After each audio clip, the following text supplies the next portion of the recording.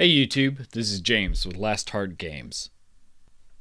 In this video, I'm going to continue working on the NES lot I bought on eBay for $53. We're going to try to restore the controllers that came in the lot. I've ordered the controllers from 1 to 6 based on what I think the condition is. Let's get started with the first one.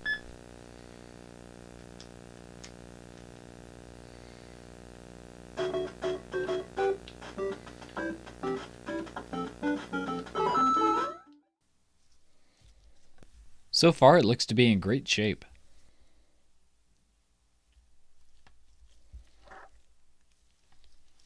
Let's take out the 6 screws in the back.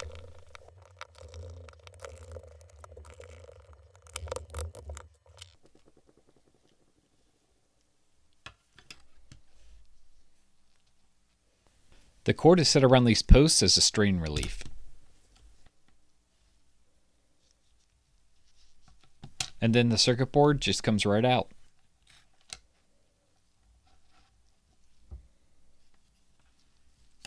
This one's pretty clean considering how old it is. We'll take out the rubber pads and the buttons.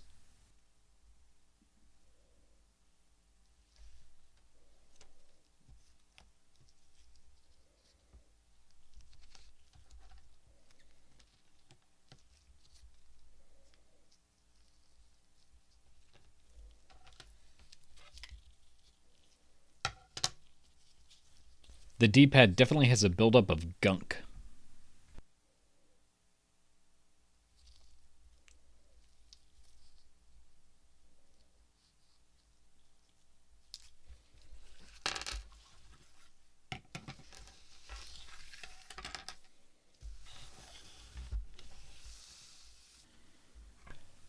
All the plastic parts are going to get a good soak in warm soapy water and then a scrub with a toothbrush.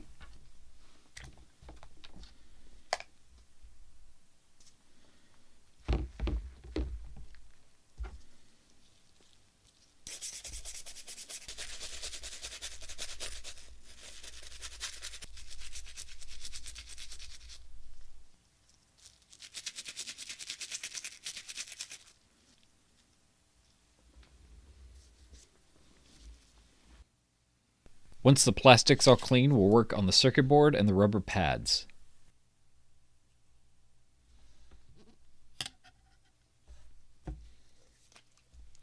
"99% isopropyl alcohol will clean up any buildup. A toothbrush is fine for the top part of the board, but can cause some issues if you run it across the contacts. To clean these, I'm going to use some alcohol and very light pressure. We want to clean up any grime, but not damage the graphite.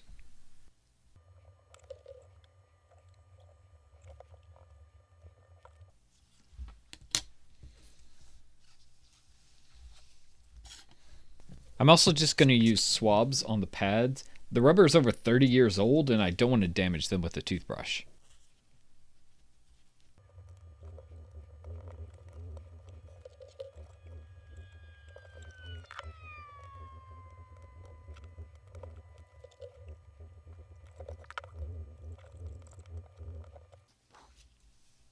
I'm going to use the method from Retro Repairs to clean the contacts on the rubber pads.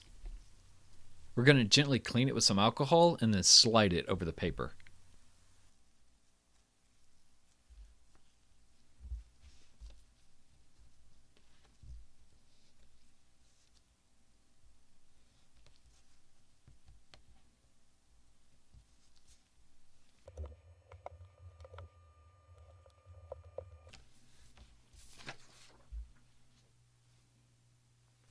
To reassemble, the buttons and pads go back into place, and the cord is going to be put back around the strain relief posts.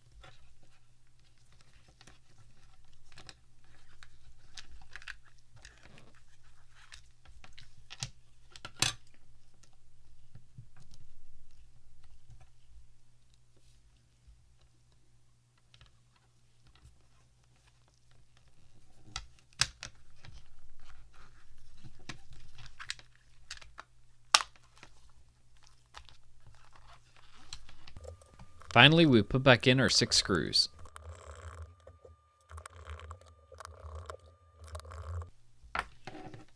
Then we have a fully clean controller. The second controller is no different from the first. In general, for these older controllers, the process looks the same regardless of system. You disassemble it, clean the plastic, clean the electronics, clean the pads, and then put it back together.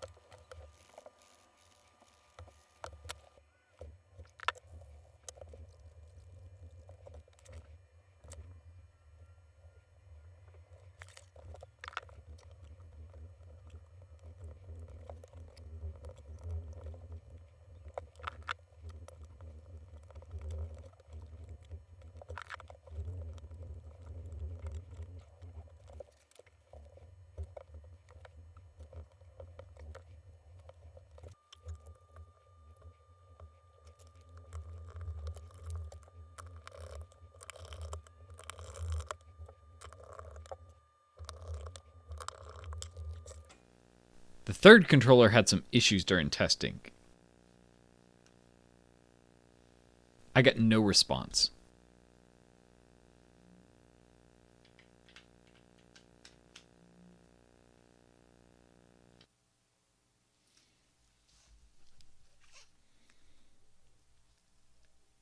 The controller doesn't look in bad shape, but the electrical tape on the cord had me concerned.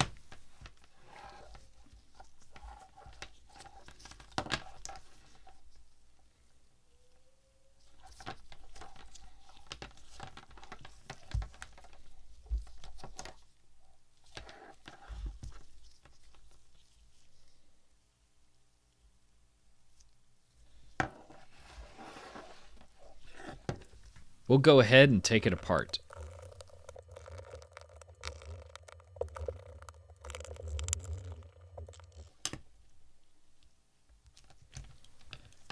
The start and select pad stuck to the board. Sometimes dirt and grime can get under these contacts and cause issues. I was hoping that was my case with this one.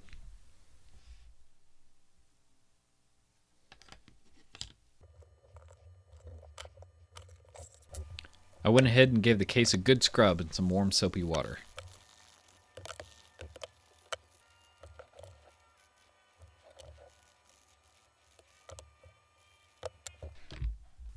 Let's test how good the cables are.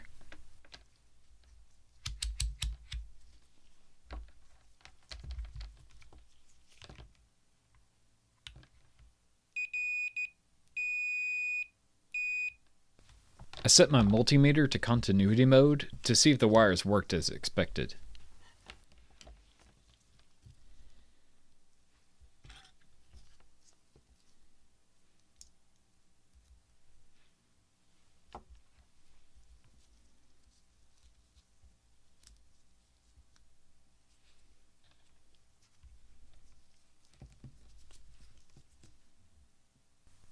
The top hole is for the brown cable, and we're getting nothing.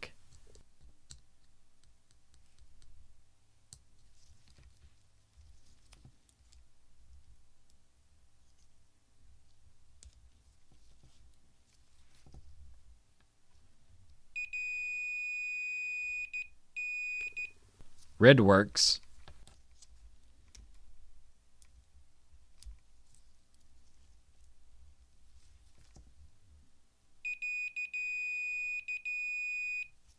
Orange works.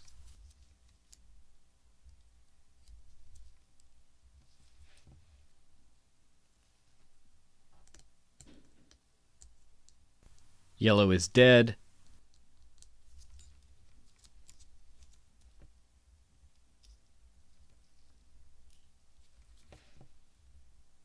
And finally, white doesn't work either.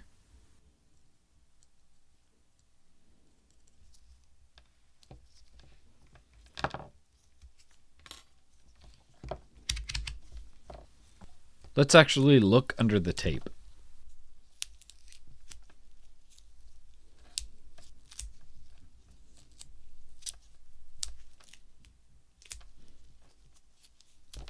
It's bad. Best I can tell, it looks like tiny teeth marks from mice. They'll often use cables like these to build their nests.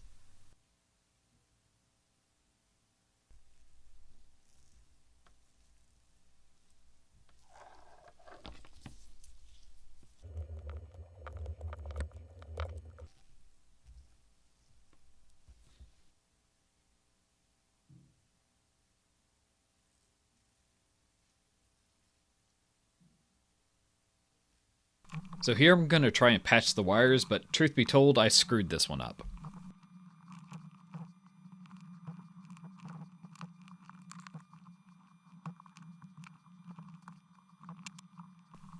I managed to patch white and yellow, but I used way too much wire for the patch.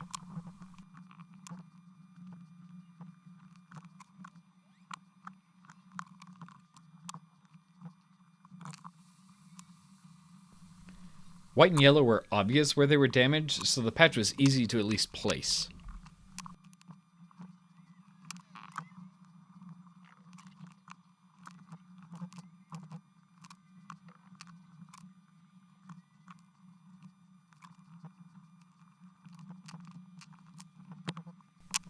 I couldn't pinpoint the break in the brown wire, so I just decided to scrap the whole thing. You can buy replacement wires for these controllers, but where I live, I can pick up a whole controller for like $5, so it's not worth it for me. Number 4 is unresponsive as well.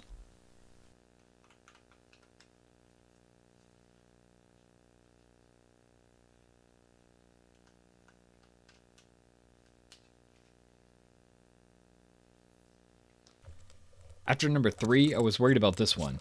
It was dirtier than 3 was, and it had the dreaded electrical tape on the cable as well.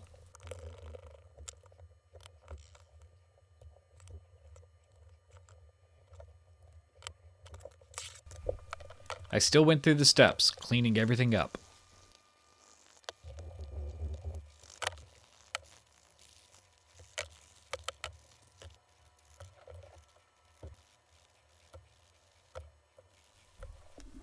I tested for continuity on number 4 as well. Brown, red, and orange were all good. Yellow and white were dead again.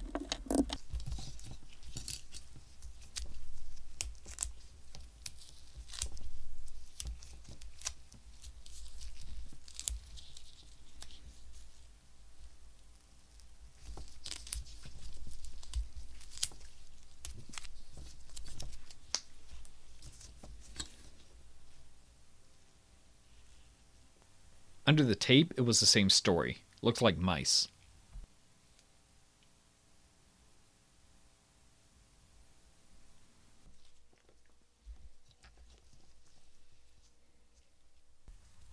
Using the soldering iron and the desolder pump, we'll take off the old solder and remove the wires from the board.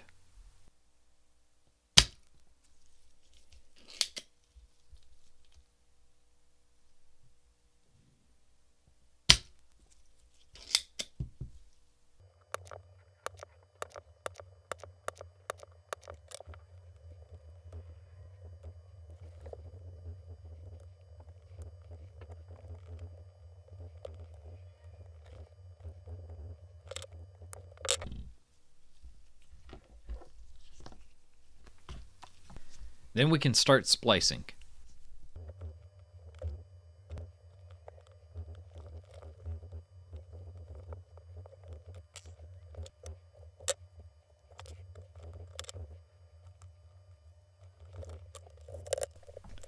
Using some solder, we join the wires and cover it up with some heat shrink.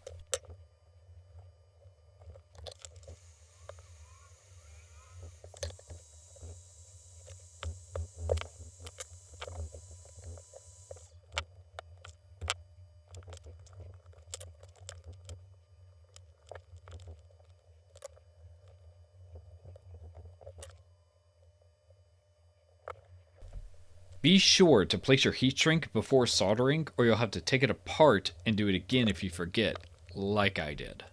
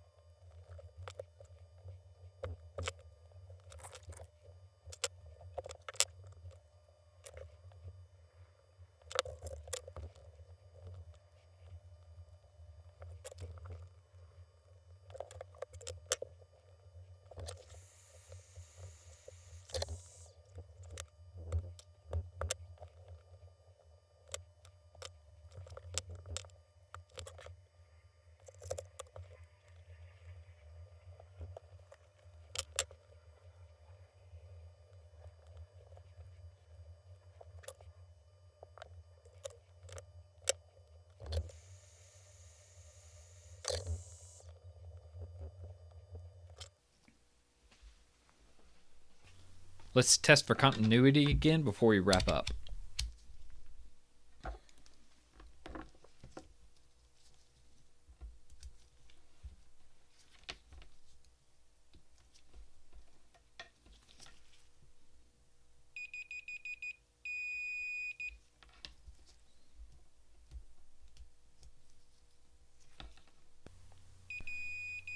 They both work now.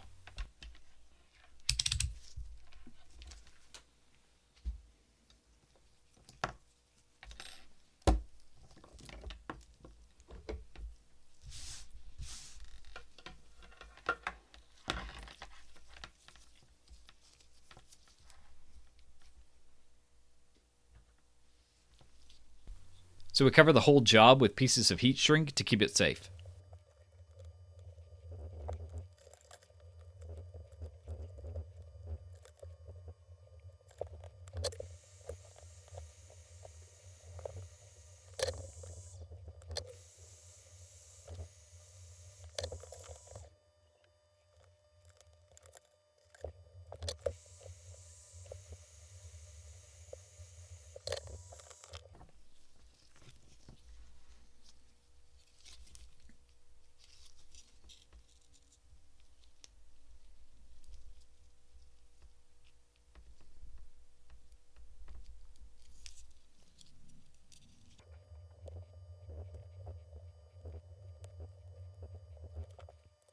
After pushing the wires back, we can add some flux and resolder everything back into place. We're going to steal the shell from number 3 and reassemble.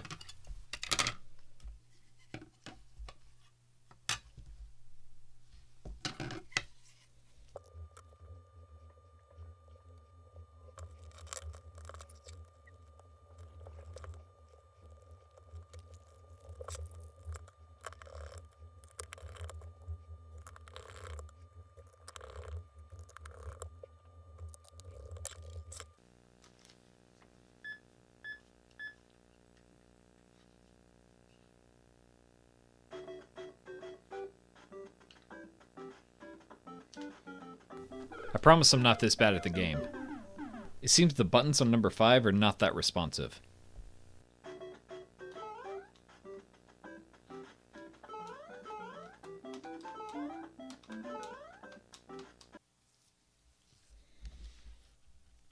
This controller is filthy.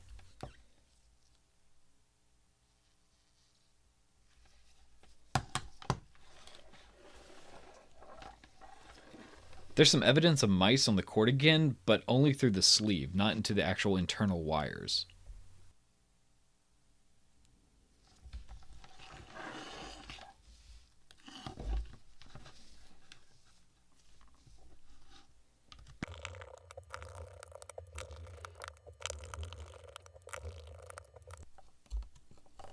Here's where I hit my first snag with this controller. This screw was so thoroughly rusted that it was stripped and couldn't be removed with my screwdriver.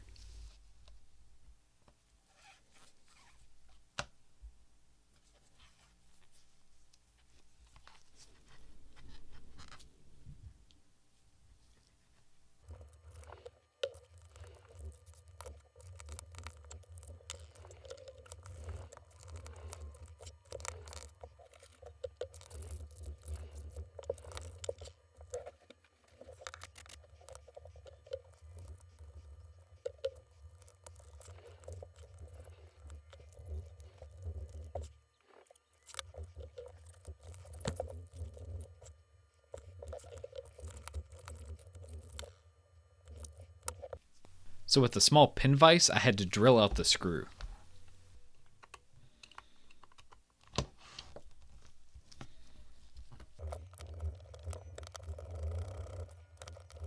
I prefer doing this by hand to have some more control and less risk of damaging the shell.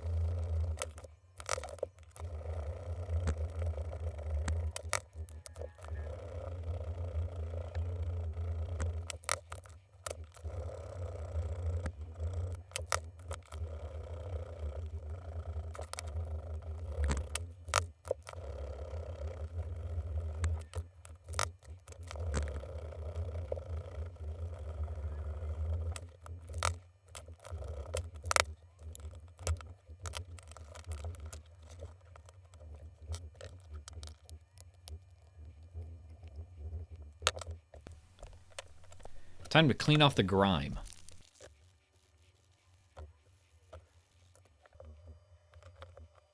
The cord works, but I still want to patch the damage with some heat shrink.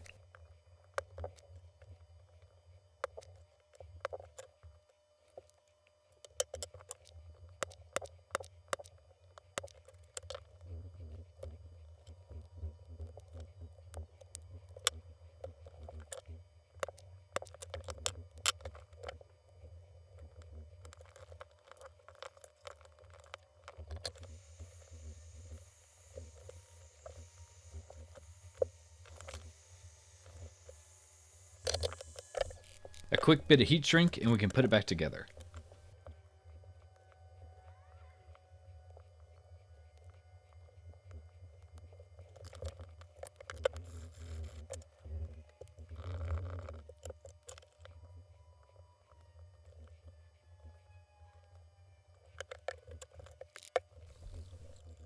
Then we clean the electronics like usual.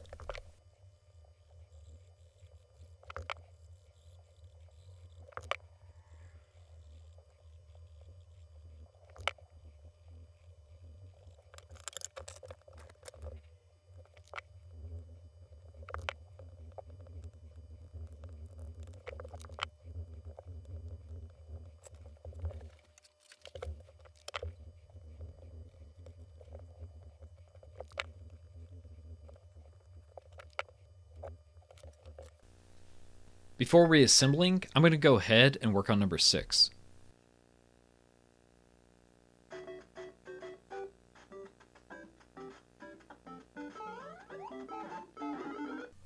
It works fine, but it's very dirty.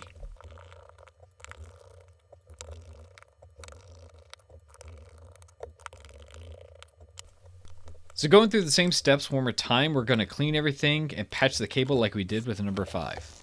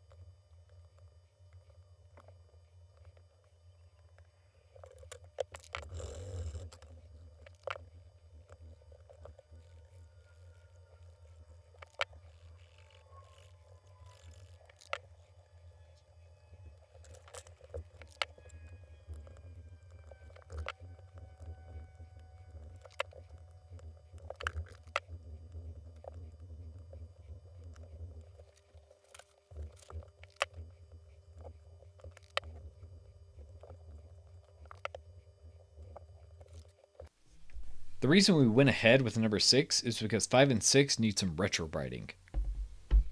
We'll pour in the peroxide. This is a 40 volume or 12% solution.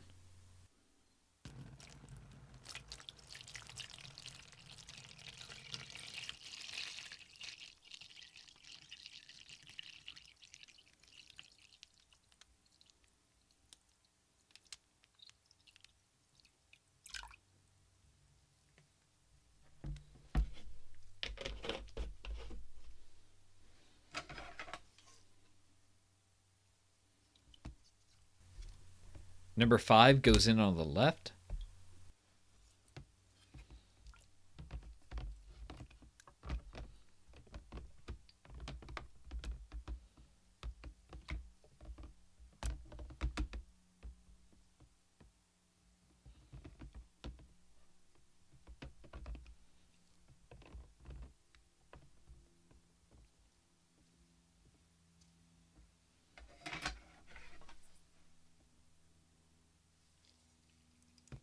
And number 6 on the right.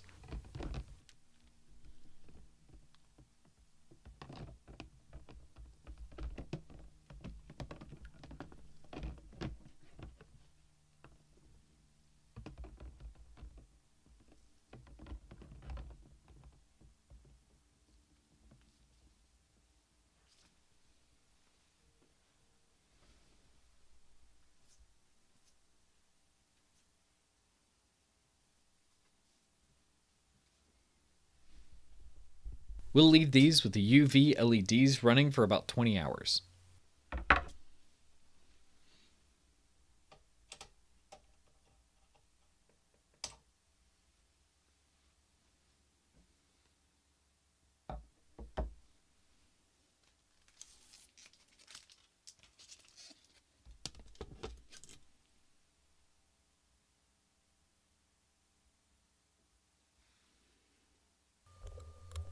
After retrobrighting, we'll reassemble the last two controllers.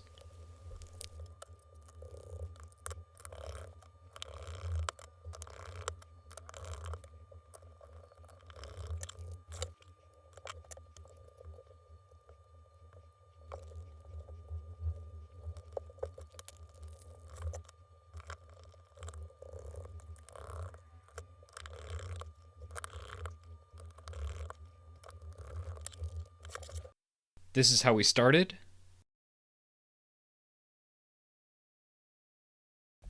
And here we are now. Thanks for watching. If you like this video, please give it a thumbs up and consider subscribing for more.